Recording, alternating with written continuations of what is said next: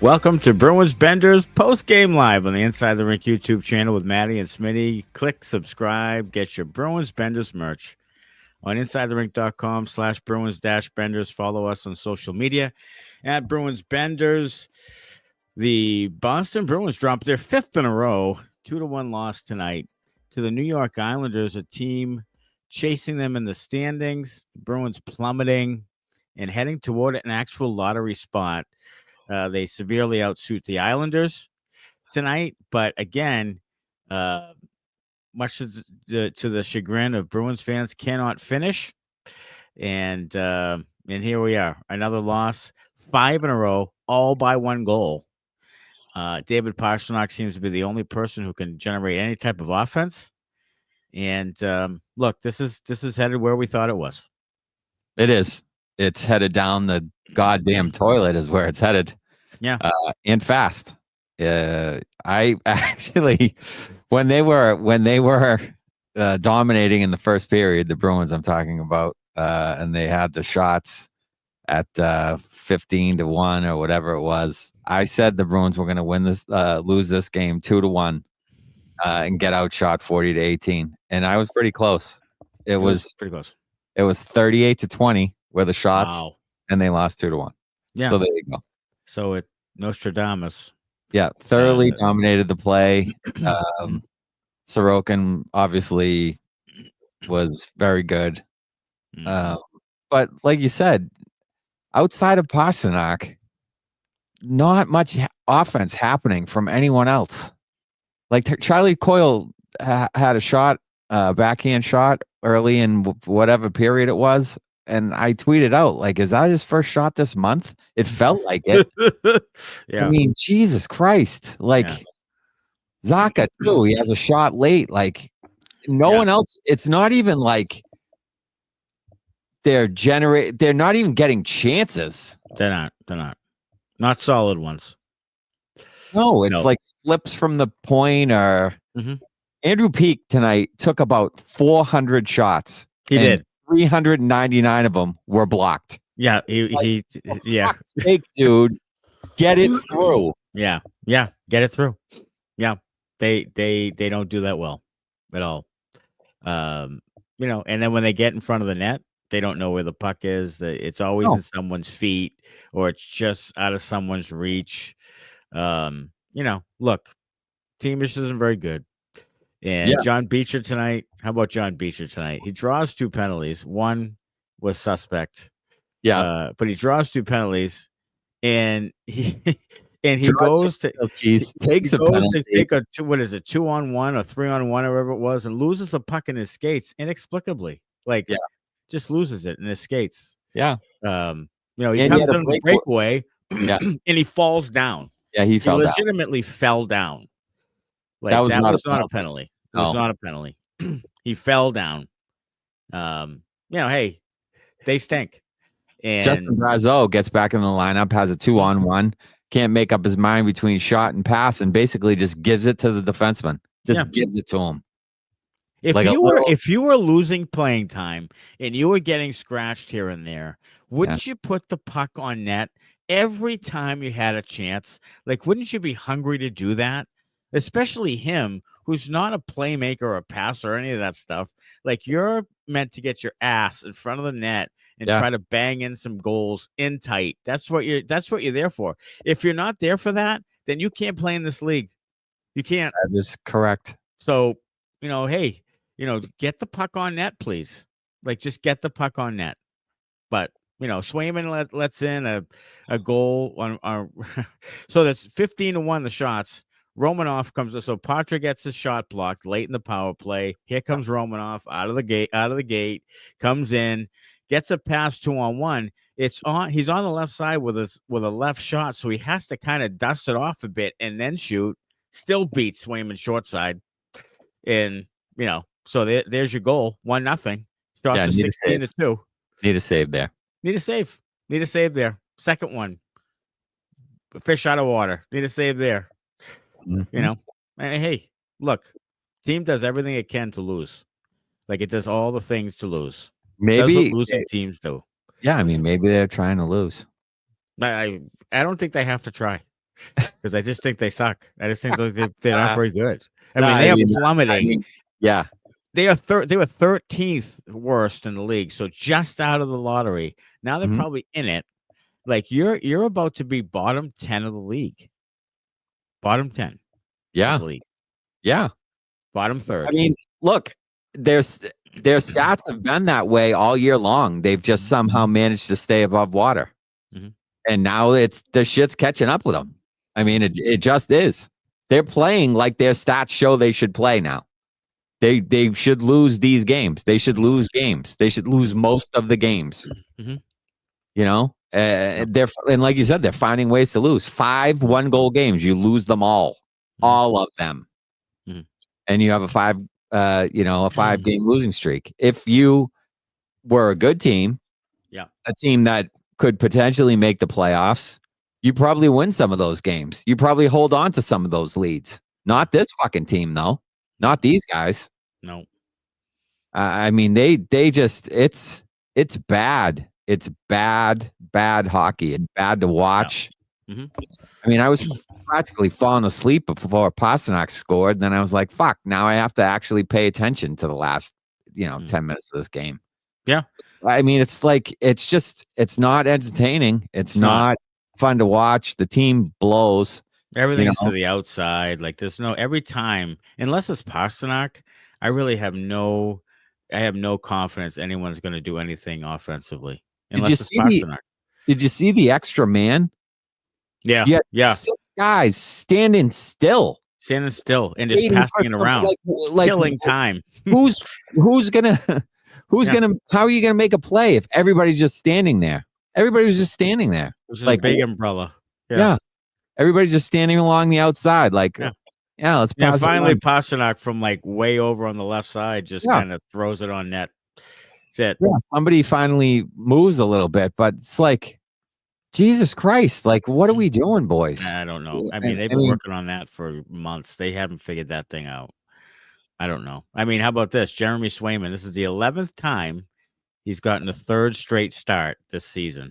He's now 3-6-2, and his save percentage going into the night was .888, so it's less than 900. So we have $11 million in goaltenders, as Ty Anderson says. Yeah. And you just keep throwing Swayman out there, like Korpisalo. Just keep throwing Swayman out there. And I know it's just them saying, hey, we paid you 8.25. You held us over a barrel, so you're going to pay the majority of the games.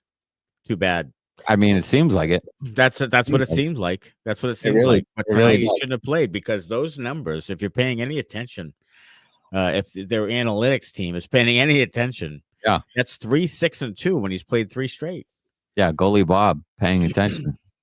I mean, that's not great. So here's a question I have for you, and it was posed on Twitter, and I forget who it was, so I apologize to whoever posted it. But when do you have to start having a conversation about Jeremy Swayman? Like, is it next year when he's had a full training camp under his belt, or is it now that he's not giving you what you want? I don't know. I think I'm a little concerned, just because that's that right there. I mean, he's making $8.25 million. He's tied for 5th in the league for goalies and in salary. So he's got to play more than half the games. So if he can't win the 3rd straight game, then that's a problem. Like if he plays badly the 3rd straight, this is what my concern was going in. Like he's never done it. Like the most he's played in his life is like 40-something games in a season, going all the way back to Maine. Like he's never played 60, 65 games and then into the playoffs. Like he's never done that. Right. So that's what my concern was. And here we are. And it hasn't changed my opinion. No. So I'm with you. Like, I think now you should be concerned. And I think going into next year, you have to have look at, you're going to do this X amount of games. Like you're going to do this. Get your mind mentally prepared for it. You're going to do this. And then first month or 2 of the season, if he's still kind of like this, then you got to have to start a conversation with, was this a mistake? Yeah, I think so. producer Connor's throwing up here. Joe Sacco said after the game, no update on Matthew Poitras. And then for those of you who saw it, he took a shove from Brock Nelson into the open door of the Islanders bench. Looked like he probably caught stomach ribs right on that sharp corner, and that's easily could be broken ribs or a punctured lung or collapsed lung or some fucking thing. So hopefully he's okay, but it didn't look good. And like seriously, like my Bender could be that fucking backup goalie. Like, what are you fucking doing, dude? Well, as Jonesy said in the comments, one motherfucking job. Yeah. Open and close the door. When there's people by the door, it's fucking supposed to be closed. Yeah. Jonesy said in the comments that Mr. Fuji's working the door. Like it's like a professional wrestling. Like we're gonna open the door and you're gonna take the turnbuckle in the face. Yeah. I mean, that was unfortunate, I guess is what you can call it. That was just unfortunate, I guess. But hey, that's just a long line of tomfoolery going on this year. Like anything that can go wrong is going wrong. And the cherry on top of the shit. Poitras probably gonna be gone for the rest of the year now. And Lindholm and McAvoy gone for the rest of the year. You're gonna end up with Michael Callahan and Jackson Edward and all these other friggin' guys in there the last 10 games of the season. And we're going to be on this podcast ripping the shit out of Michael Callahan when Jesus, sorry, Michael, because we shouldn't be, but we're going to be. Yeah, it's not. You shouldn't be playing, but whatever. It's not his fault. No, it's not. It's not his fault. Fucking Wahlstrom's skating around out there tonight like he thinks he's fucking Cale Makar all of a sudden. I know like it. Parker. Settle down. You're not even going to be on the team next year, Parker. Like, come on, dude. Like, you're making $800,000 a year. I make $31,000 a year. Connor Brown will be on the team too. Yeah. Fuck's oh my sake. God. Odysseys checks in with a question from Matty and Smitty. Who do you rather have on your team going forward, Swayman or Marchand, assuming they're around the same cap hit? Excellent question. Excellent question. Who would you rather have going forward, Swayman or Marchand? I mean, I think you have to go Swayman just because of the age and the position. I think that's the only reason. If it was if it was Marchand 4 years ago, it's not even a question for me. Mm-hmm. It's Marchand all day, every day. Mm-hmm. Because I think you can get by with good goaltending. Not bad goaltending. You can get by with good. Yeah. Not great goaltending. I think you can get by with good goaltending. Mm-hmm. Like you don't have to have a top goalie in the league to win the Stanley Cup. You just have to have a hot goalie at the right time. Right. And good defense in front of him. You're right. Just ask fucking Jordan Bennington. Mm-hmm. Sure. He fucking sucks. Yeah, he does. But, he'll make a big save and he gets hot and he's tough to beat when he gets hot. Bobrovsky was backing up Alex Lyon. Yeah, but at the beginning of that series. Yeah, I mean he was kind of an afterthought for a while. Yeah. And then kind of rejuvenated his career down there. Yeah, so, so back to the original question. Yeah, a few years back, definitely Marchand, but now I think you have to go Swayman just because of the age and I say Swayman just because I think they should trade Marchand because he's the only guy who can bring any kind of assets. Well, yeah, that too. To try to retool this thing because having Marchand come back and that's fine. It's nothing against Marchand, but if he comes back on a team that absolutely blows, what good does that do? Like what's more important? Him coming back and doing his legacy thing or whatever the hell that means, even though I don't know why people care, but that thing, or is it more important to trade him to get some assets to try to retool this thing so you can get better a little bit quicker? Like, see, to me, I'd rather the team be better than to watch Marchand in his farewell tour. Like that doesn't pleasure me at all. That doesn't. Yeah. No, I don't care. I hear you. Do we want to see the hit? Do we want to see the hit on Poitras? Sure. Yeah. With the door open. Oh yeah, that hurts. That's a sharp. That's definitely a turnbuckle. Yeah, that's right. That's right. Like right in the the probably lower ribs. Ooh. Oh yeah. Damn it. That's right there. Now, I was hoping he just got the wind knocked out of him. You know what I Yeah. mean? But Jesus, I don't know. No, I that think it would have been back. those are sharp too. Those Oh, yeah. corners, And sharp. they don't move. Nope. They don't move. Oliver Wahlstrom on waivers today. Yeah, after he leads the morning stretch. Yeah, led the morning stretch. Tell you, this fucking team, Isn't it something? they have no idea. They really don't. They don't. No idea. You let the guy practice and then you put him on waivers and you let him lead the stretch because they're playing, his former team. He's playing his former team. He leads the stretch. I bet they didn't know. I bet they didn't know. Yeah, the players didn't know, but that's the thing with this fucking team and Sweeney. Like, what are you doing? Don't let them go out there. Yeah, you're going to wave them at noon. The culture of this team. You know they're going to have them lead the stretch. You know that. You've been here forever. Yeah. So what are you doing? I mean, it's just comical how it's like they're fucking clueless. They are. It's a bunch of Mr. Magoos out there, like trying to run the fucking Bruins. That's bad. Yeah. Producer Connor would like to. You know that you're going to waive him. So at 12:30, you waive him, and you let him stretch at 11:30. Like, what the hell? That's what I mean. I don't do get it first thing in the morning. Like, buy the guy a fucking cup of coffee and wave him. Like, don't send him to fucking practice. No. Jesus Christ. Fucking idiots. I swear to God, they're idiots. They really are. I mean, when Ron Sweeney wakes up in the morning, doesn't he say, well, we're going to waive Oliver Wahlstrom today? So wouldn't he tell him then? I mean, did he have that out of practice? Was he stretching the wrong parts? I mean, what the fuck did he do wrong? I think Sweeney was at Dom's in Malden having a fucking steak tip sub and didn't realize that it was 12:30 and he had to waive Oliver Wahlstrom. Oh, he's like, fuck, yeah, I got to do it. Got to do it. Yeah, and they already practiced. Connor would like to get a word in. All right, Connor. All right, so I want to get Smitty gassed up a little bit more. This is a tweet from Ty Anderson. Shout out to Ty. Tonight marked the 31st time this season that the Bruins scored 2 goals or fewer in a game. And there are only 4 teams in the NHL who have done that as well.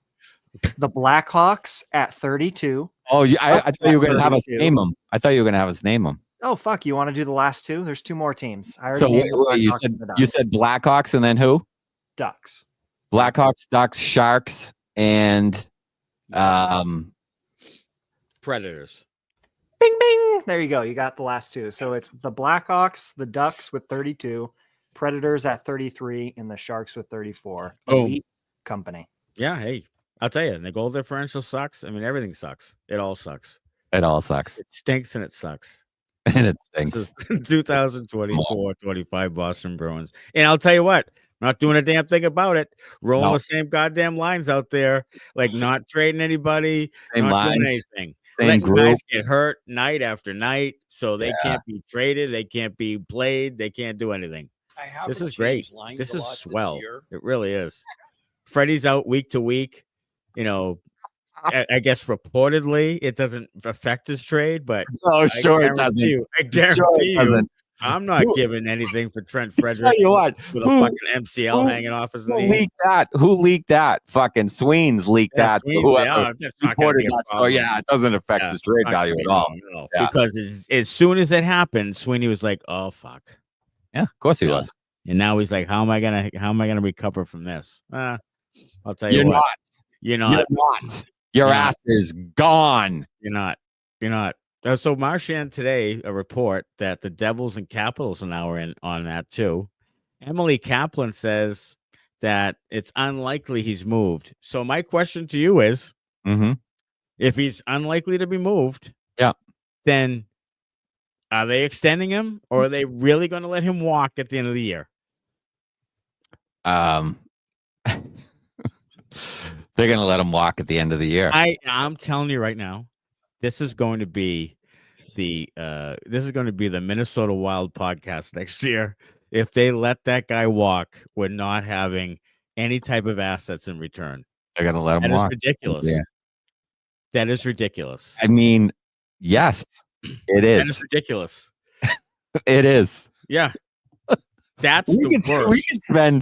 We could spend a half an hour just going back and forth saying how fucking stupid this team. You would say, I can't believe how dumb that is, and I would say, yeah, that's really dumb. And then I would say, I can't believe they're gonna let that guy walk for nothing. You would say, yeah, they're gonna let that guy walk for nothing. We could do that. We could do that for fucking 30 minutes. Back and forth. You could be the sidekick guy saying, yeah, you're right. Yeah, you're right. Score any goals. Yeah, they don't have any fucking depth.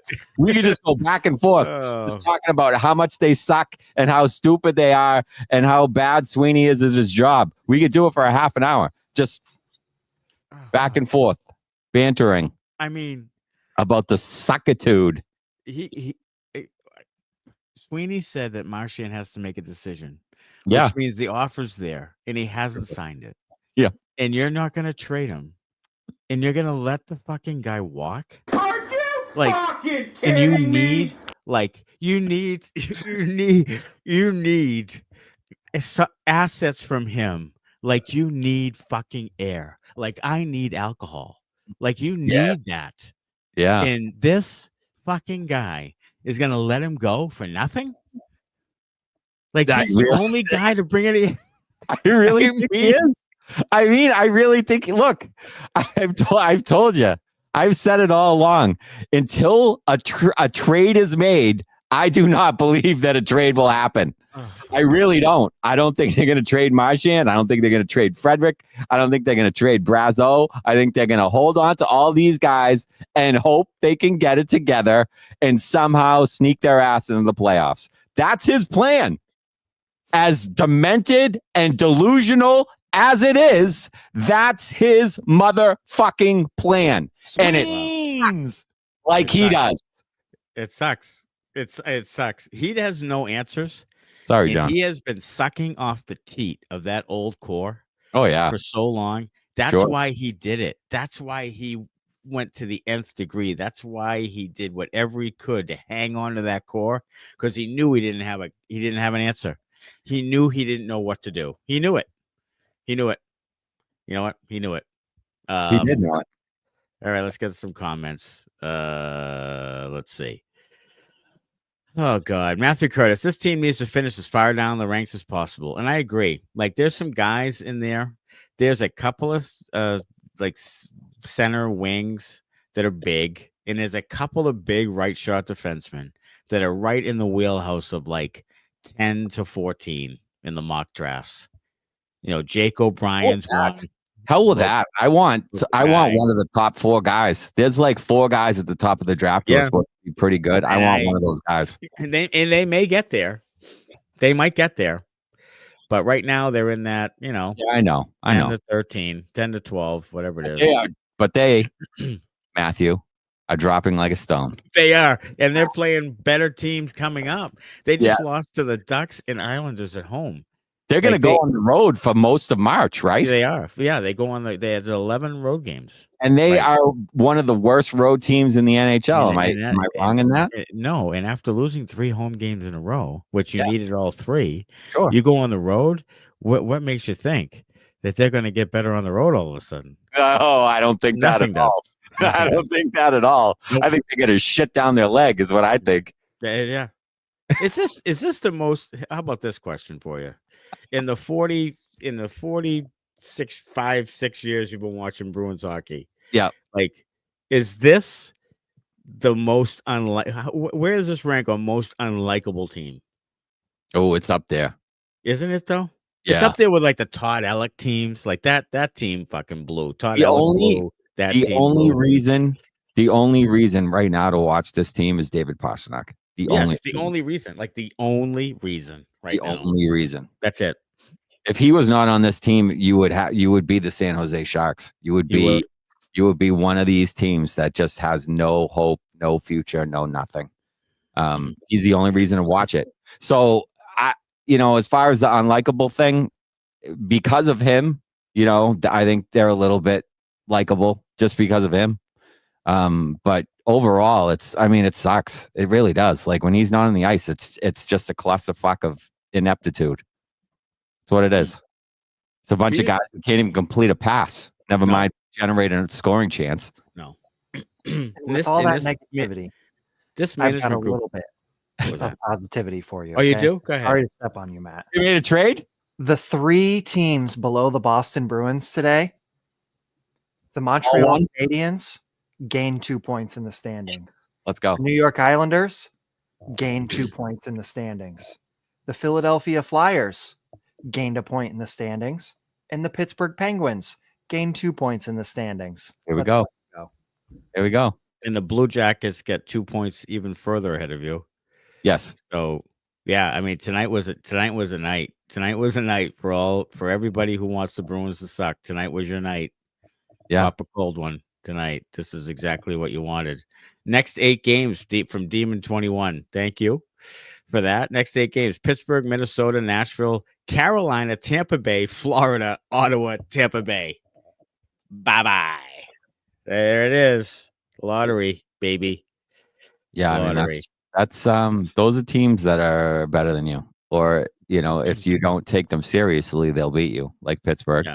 Yeah. In Nashville. And you'll certainly get blown out by, Carolina, Tampa, Florida, Ottawa, Tampa. One of those, 2 of those, 3 of those games will be blowouts.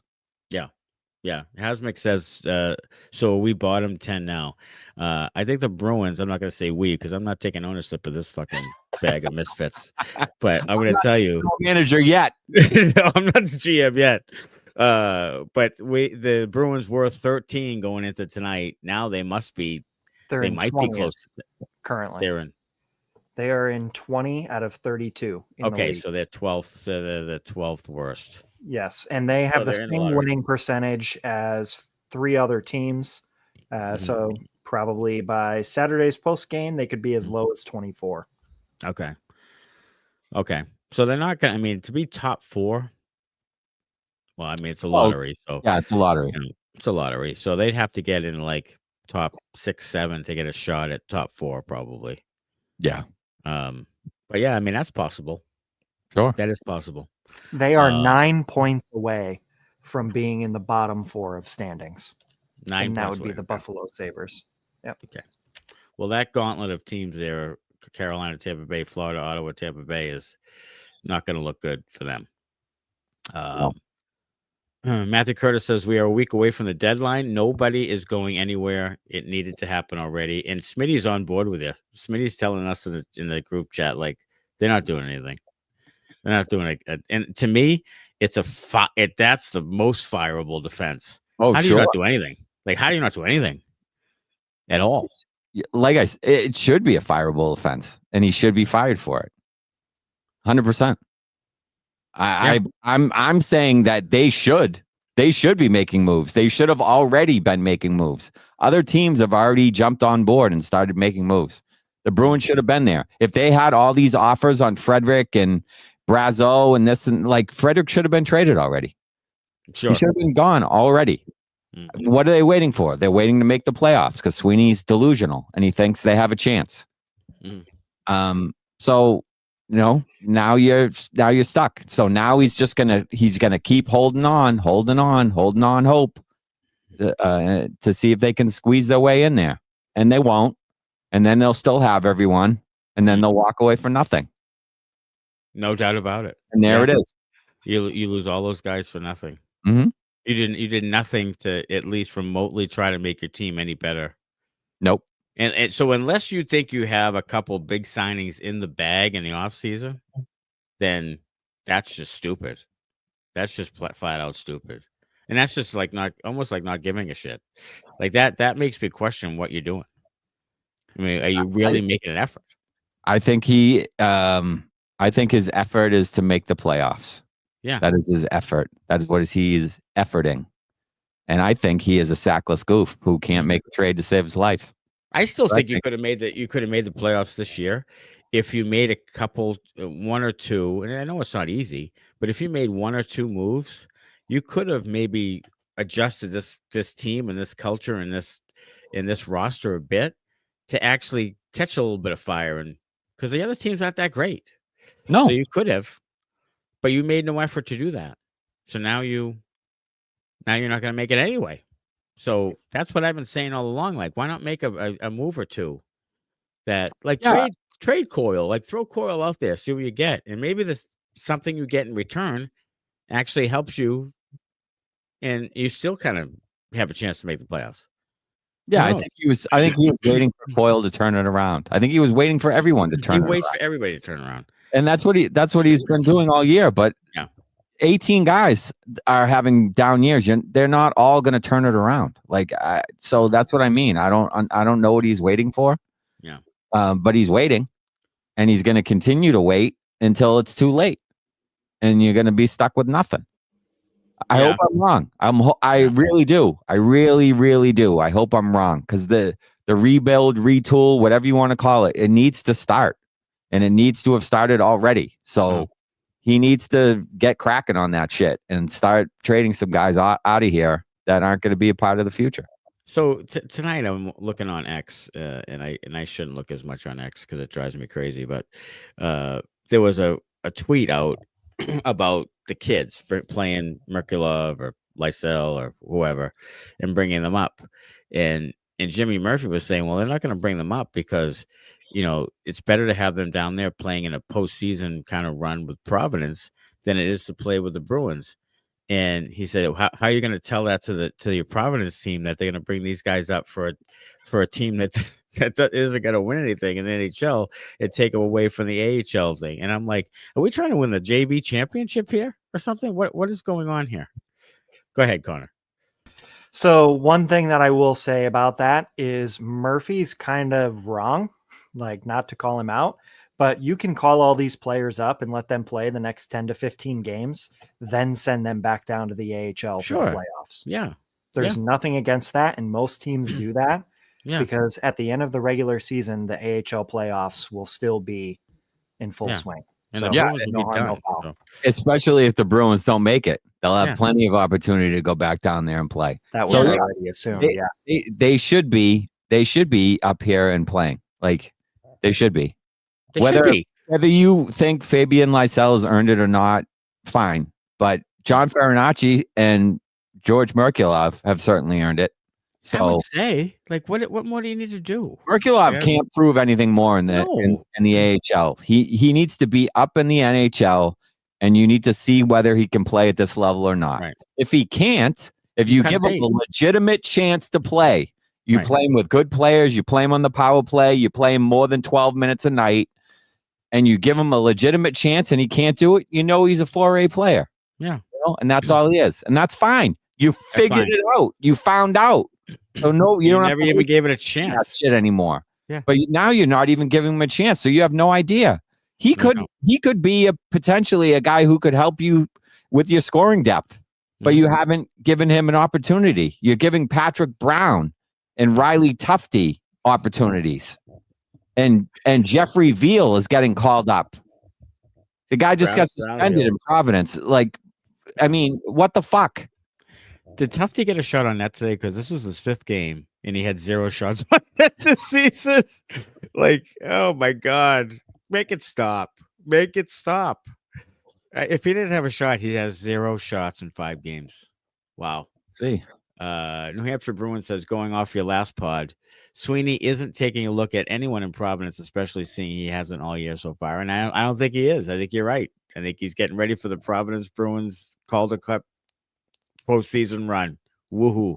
Wee! And to give you guys a little more information so people don't think I'm bullshit, the last Providence Bruins game of the year is April 19th. Mm-hmm. The last Bruins game of the year is April 15th. 15th. So, yep. There you go.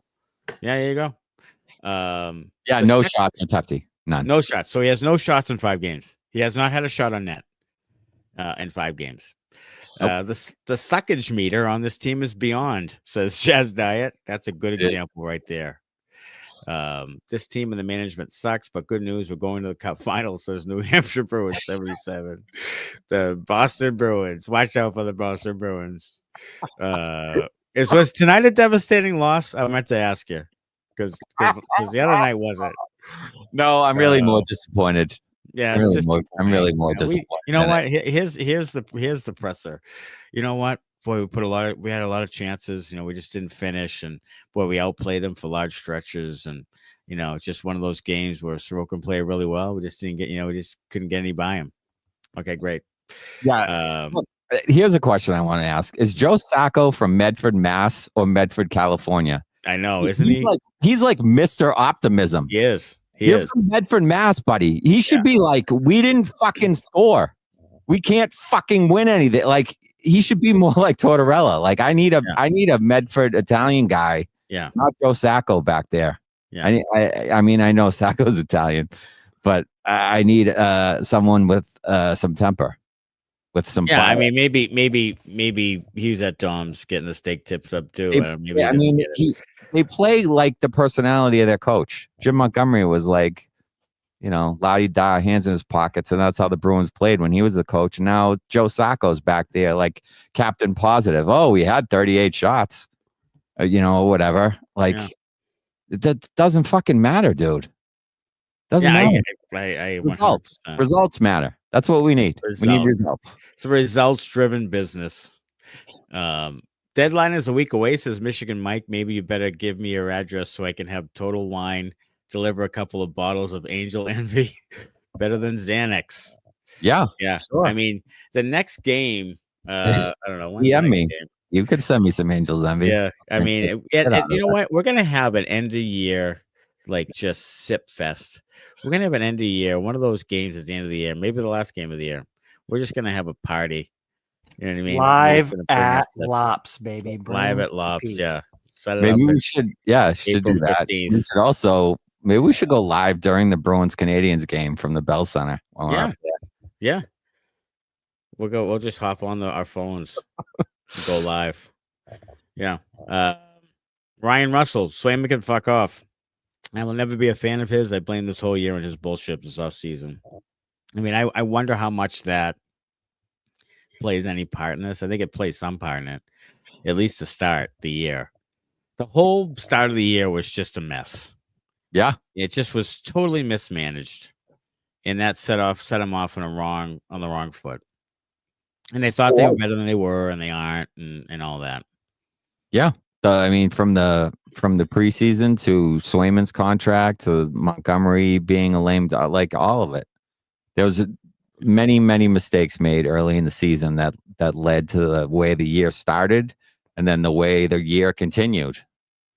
Sweeney not having a complete roster. He said it himself. I mean, there's tons of things you can go back and look at and say, oh, there was some little tidbits there that you could pick apart and say, well, a lot of things have to break right for them to have a good year, and everything went the other way.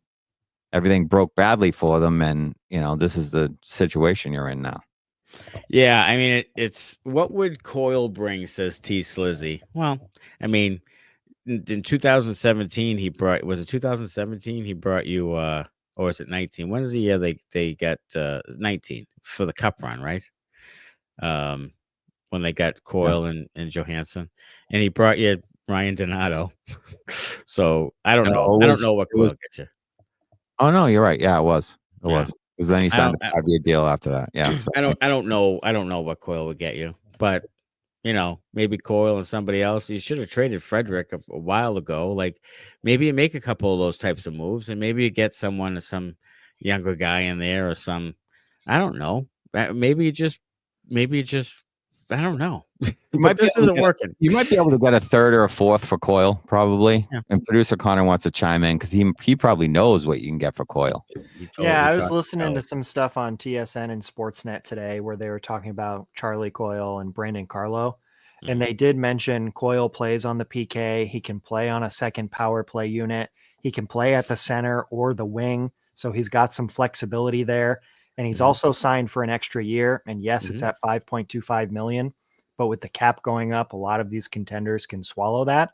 So with the extra year, the flexibility for what he can do in the team and playing in the bottom six role, they said that you could see a second round pick or potentially a third round pick and a prospect for somebody like Charlie Coyle. Do it yesterday. Yeah. I mean, honestly. I mean, do it yesterday. What are you waiting for? What are you doing? What is Charlie Coyle going to give you next year? Probably a shitty team. Less than Probably he's doing less now. than he gave you. Yeah, less than he gave you this year. I mean, he's Look, been, he that's has the hit the ideal ball. spot for him. That's the ideal spot for him, anyways. Yes. Third line center. Third line That's center. what he is. Yeah. Let On a him go good back. team. Yeah, let him go back to that and play where he thrives. Yeah. You know, let him go back to that. He's not a really a right winger. He's not comfortable there. And it shows because he doesn't produce any offense. Yeah. And T Slizzy also says, seriously, guys, how much free cap will they have if they move these guys? A lot of money to bring in some legit talent. So that's the other thing. Like, if you can trade these guys, like you trade Charlie Coyle 5.25. I mean, that adds on to your 24 you have now. You're up at 30, up close to 30 million cap space. Now, what you do with that and the confidence I have in you doing anything with that, slim, low, none, zip, zilch, nil.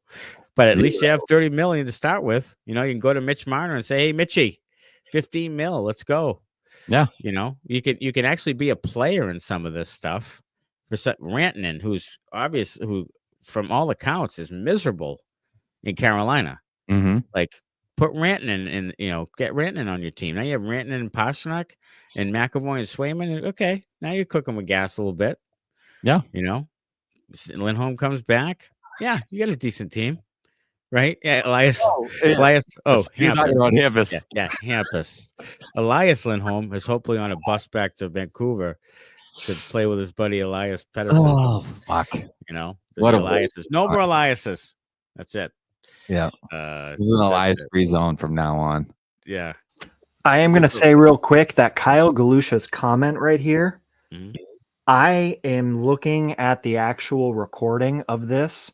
And I'm going to try to get it in here for you guys. Okay. So everybody can see Smitty go absolutely bananas. Oh, can I? Oh my God. Please please find keep it. going, Play it. But I'm going to try to work on it. I'm going to stay on this YouTube until 1 a.m. until you get that thing on there. I want to see it. I want to see it. I want to smell it. I got to hear it for myself before I lose my fucking mind. You're right. But right. If he really, I mean, I don't. And I'll tell you what, that scares me because Sweeney loves his old guys, loves his Bergerons and his Marchands. And, it scares me that Sweeney would be like, you know what? We're going to right the ship next year. We're going to get a coach in here that can coach these guys. We just make a tweak here or there. We'll be right back in it. Mother of all hell. I mean, that would be the worst. That would probably be the worst. Can't pull it in here, but I can play the audio on my phone, and my microphone should be able to pick it up pretty good. Okay. I think the biggest thing is when you go through adversity, and it comes in all kinds of different ways, and it really just tests your character. And there's ways you got to try to find to work through it. And usually the way you do that is as a group, and it does. At the end of the day, you don't always achieve every goal you're shooting for, but that's what builds great bonds and great friendships when you go through this adversity together. And we're doing that. Obviously, it hasn't been the season that we've wanted, and we haven't had the success that we would have liked this time of the year. But the good thing is that we're coming together over it. And at the end of the day, we may not achieve what we hope to this year, but that doesn't mean that we can't build for something greater and bring it back next year. So, we're going to work every single day to continue to improve and build our game, and we're going to claw and fight every single day to get into the playoffs here. It's a dogfight, and these are the moments that, regardless of how they turn out, you embrace them and you enjoy them, because every game matters. The intensity is very high right now, and this is what it's all about. That competitiveness you can't replicate anywhere else in life, and it's a rush that you get, and we're going through that every night right now. So it's just about embracing it every day and leaving our best on the ice, and hopefully it goes our way here. There you go.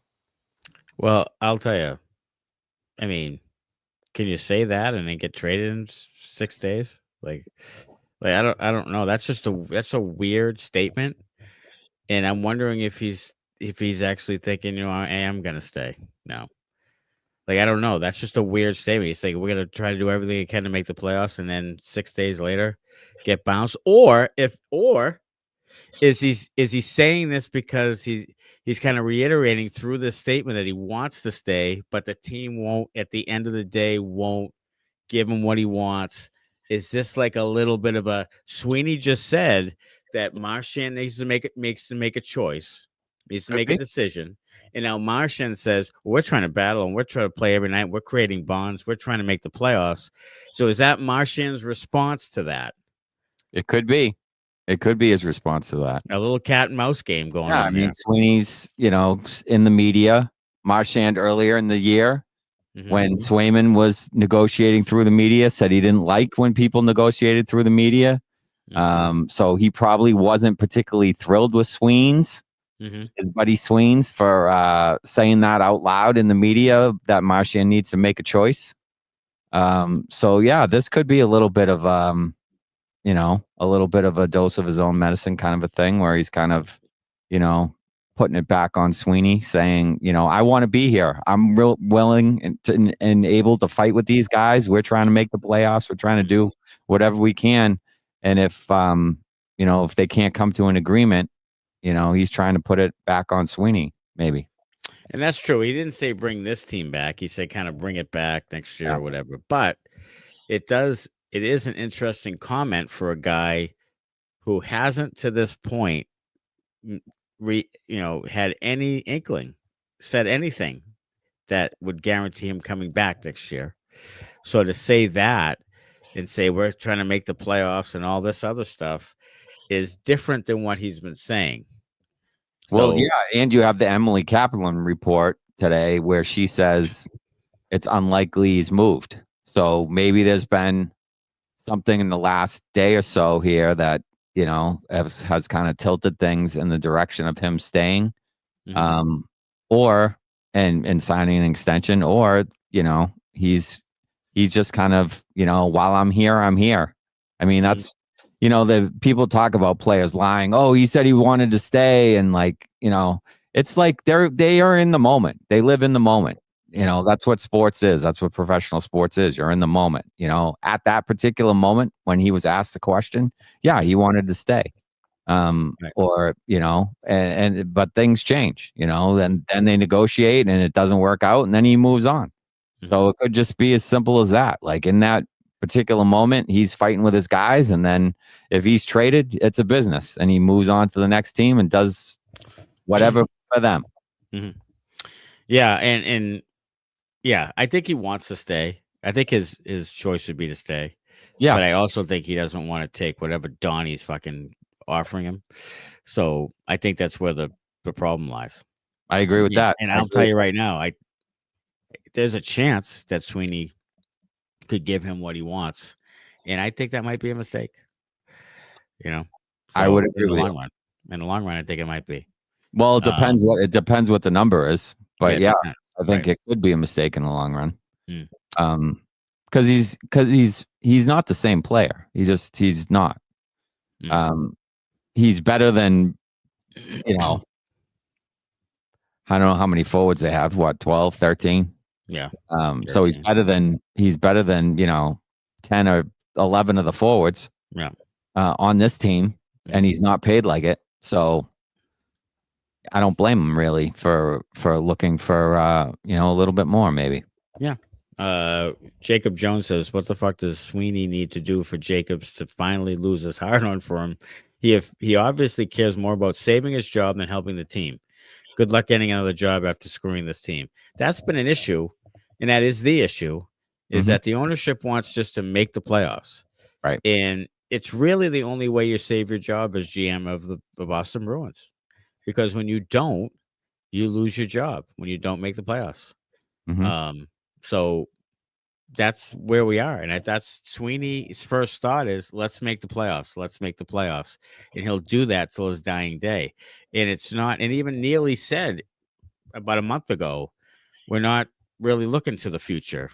We're doing things to try to be a playoff team now and try to win now. So it hurts the future. And everything they've done for the last 5 years has hurt the future. Like they've taken all the picks away. They've hurt the future. And it's they could have traded DeBrusque in the middle of a playoff run last year and got some assets for a guy who's, leading scorer in Vancouver or wherever he is or close to it. Like, they could have done that, but they didn't. They went it all the way to the end and then he walked, and that's just poor asset management. A guy's going to walk, he has value. You need to get some of that value back. Yeah, it's bad asset management. It's a reason why they're in the position they're in now, is because they don't have any foresight. They don't look ahead. They're looking at the current team and trying to do what they can for that current team, which to a certain degree is good. You want to try to put them in the best position to win. And they've been to some cups. They just haven't gotten over the top. Except for 2011. So, where does that leave you? It leaves you with a team that's not very good, with, a weak prospect pool, and, you're dipping even more. You're trending downward. So they need to get somebody in there who's going to handle the assets better, handle the salary cap better, handle have a plan for the future, have a type of player they want, have a system, like all of that stuff. We've said it ad nauseum, and, I'm sure people that listen to this all the time get tired of hearing it, but they need a complete overhaul of the thing. They do. They need a whole different change in philosophy, all of it. As Jonesy says, it is technically possible for them to trade him and then sign him after the season. And there was mention of that on one of the pods, about there's a possibility, talking about a possibility of trading him, and then we'll talk to you in the summer about an extension or about coming back. So I guess that's possible. Highly unlikely, but I think it's possible. The only problem is if there's any inkling of that from the team you're giving him to, right, and they can't re-sign him, that just lowers the value. So sure. how much you're going to pay for a rental? So that's the other thing. It'll be interesting to see what happens these next 5 days. Like if that thing goes sideways and how that gets rectified, what happens, what the end result is. Yeah, I mean, with every loss, there's more and more pressure on Don Sweeney to do something. Yeah, or on ownership to get rid of Don Sweeney and have somebody else do something. So with every loss, more and more pressure grows on that front office and on ownership for them to do something here. I mean, the fans have been clamoring for it for a while. We certainly have. And whether they hear us or not, we make our voices heard pretty loudly at times. Loudly. So, I think word has probably gotten out to the team that we're maybe a little critical. Sure. There was a question on here about a statement about Marchand having little kids, which is another thing. Like he lives here, the kids live here. Mm-hmm. He obviously loves Boston, so that's a factor. If your wife doesn't really want to go, that could be another factor in it. Take $1 million less, take what they're going to give you, because we don't want to move, we don't want to leave. So your human aspect comes involved in it too. So, yeah. I mean, there's other people. Sure, there's other people there in his household that obviously will help with the decision making there. If the kids are young enough and they haven't started school, like maybe you can move. So there's different ways to handle that. Maybe he goes to Toronto. I don't know. Maybe he goes to Ottawa. Maybe he goes somewhere closer to Nova Scotia. Who knows? I don't know. Yeah. I mean, moving to Colorado would certainly be, a long ways from Nova Scotia. So there could be some family considerations there for sure. Sure. There are 22 games left, Dan, I believe, on the season. So you're going to have to get to 90 points, I would imagine. So you're going to have to win 15 games to get to 90. You're at, what are you at, 61, 62, 61? So you're going to have to win 15 games. You have to get 30 points. So you're gonna have to go like 15-7, something like It's that. 62 right 16, now. yeah, 16-6 to get there. And this team has won 4 games in a row once this season, one time, and then after that lost 8-1, 5-1. So I don't have any confidence that they're going to go on this streak of they're going to win 8 of 9 or something. Hasn't happened all year. This hasn't happened all year. And the thing that's almost more important now than how close they are to the wild card positions is the fact that there's 2 teams in the wild card and then 2 other teams in front of them. So it's not only that you got to get the points, you got to jump over 4 teams. I mean, right, that's the other thing. Right. It's right. So that means like they all have to lose, not just a couple of teams that are in front of you to make up the points. Like everybody in front of you has to lose in order for you to jump over them. And 1 or 2 of those teams might hit a skid, but then there's still 2 other teams that have to fall below you. Yeah. So all 4 of those teams have to go on losing streaks in order for you to catch up. So probably not likely unless you're rattling off, 18 to 20 wins, unless you go on some kind of crazy streak where you go like 20 and, 18 and 4 over the last 22 games or something. Yeah. It's probably not happening. No, you can't score more than 2 goals in a game. So no, that's a problem. Parman checking in. Leafs fan thinks Marchand's going to the Leafs. I hope he does. Yeah, maybe. I'll tell you what, it'd be great for the Leafs. That'd be great. And we'll take Matthew Nice. Yeah, we'll take and you can Nice and you can have Marchand. Yeah. Perfect. Marchand for Nice. Love it. Left wing for left wing. Let's do it. I'll do it. I love Nice. Me too. I think he's great. So Sidewalk Cross says, was Sweeney's playing days as bad as his days as GM? Sweeney would actually play like over 1,000 games. Yeah. He played a lot. He was actually a decent player. I mean, he was an undersized. He was a kind of a Krug type, not quite as gifted offensively, but better defensively. Yeah. But better defensively. Yeah. But same build, same thing. But played next to Ray Bourque a lot, who's one of the greatest of all time. If he played next to me, maybe he's not as good. I don't know. But he played a long time. He was on some really good teams. Yeah, he was a pretty good player. The thing that I remember him most for, though, was pucks going off his body and into our own net. Yeah, that is what I remember him the most for. Yeah. He's very Brandon Carlo-esque in that way. Mm-hmm. A lot of pucks deflected off Sweeney and went into our own goal. A lot. Mm-hmm. That's what that's seriously. That's what I remember most. No, that's accurate. That's accurate. Parman says Marchand is a rental for 2nd-round pick to the Leafs. No thanks. Marchand's getting more than the 2nd-round pick, especially if they're trading him in the division. Yes, absolutely. Carlo minus the girth says Fox guy 67. Sweeney was a decent D man. Yeah, he was. He was a decent D man. He was. Yes, he was. He wasn't super physical. He wasn't super big. He was kind of in that Grizzly Krug. Yeah, he was a Grizzly. He was a more of a Grizzly than a Krug because Krug put up points. Mm-hmm. I don't think Sweeney ever put up.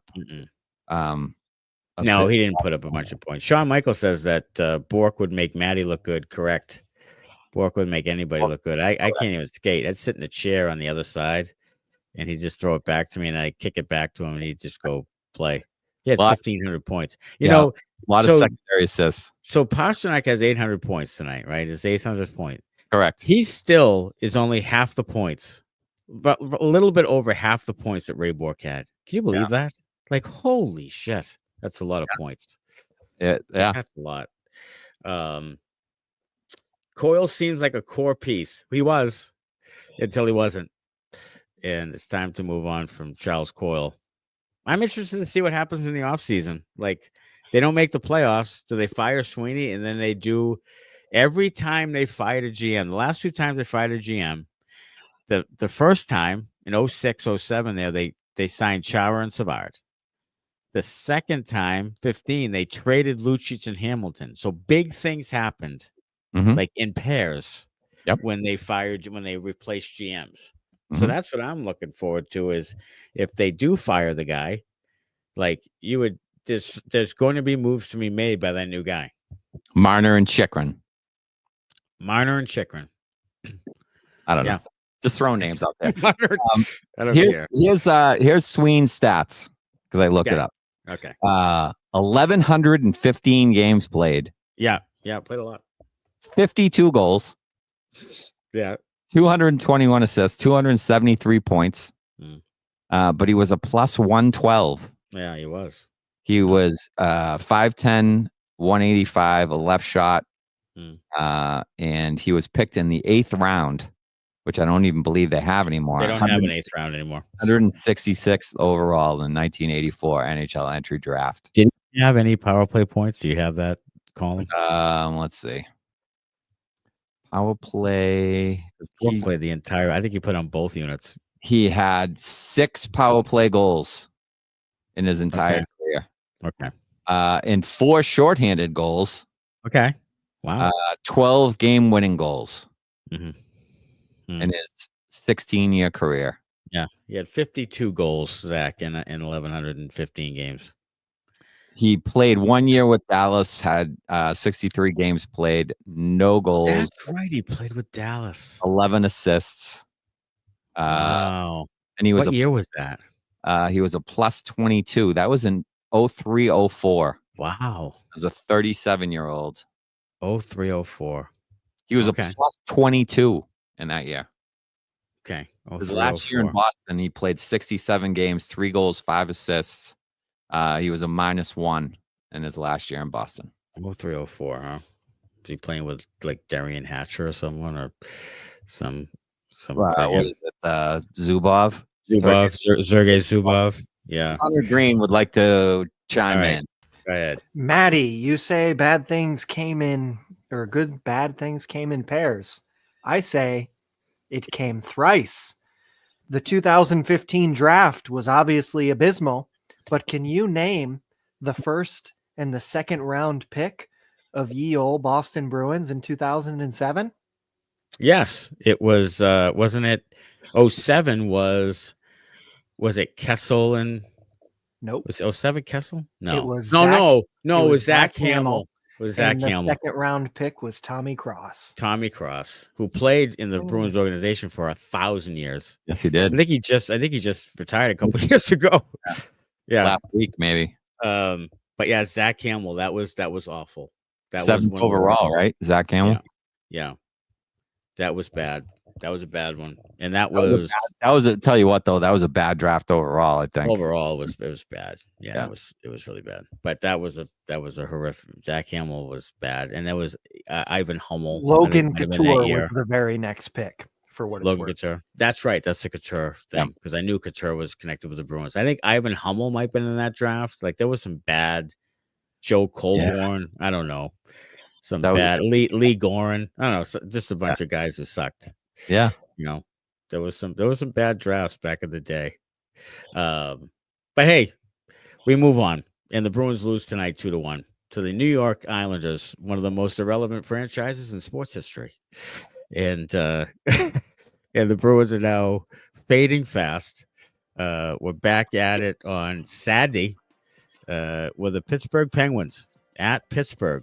Sid Crosby, another team, a team that has a worse goal differential than you. So let's do it again then. Hey, check out the newest episode. It dropped. It's on YouTube. It's on all the platforms. Check it out. And we'll see you again Saturday. Hey, thanks for the comments all. Until next time, go Bruins. Thanks a lot. Bye-bye.